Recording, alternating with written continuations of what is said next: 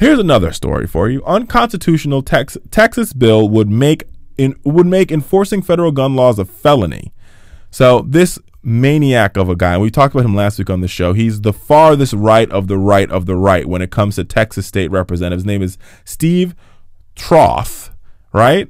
And he says he would introduce unconstitutional, he would make a legislation saying subjecting federal law enforcement to be arrested for enforcing gun laws. Now, hold on for just a second.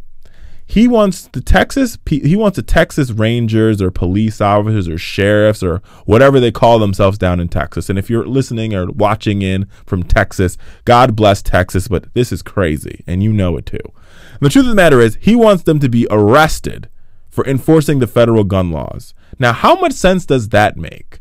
These people want guns so badly, they're willing to pass any law known to man to protect their right to have a gun.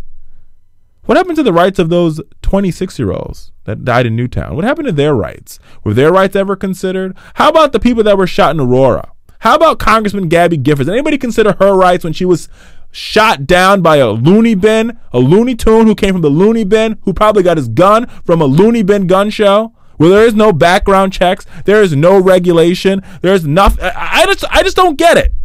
I don't get it. I want somebody to explain to me why people are so gung-ho to have their guns. Listen, a couple days ago, I was on the Thom Hartmann show, and we were having this conversation about gun control.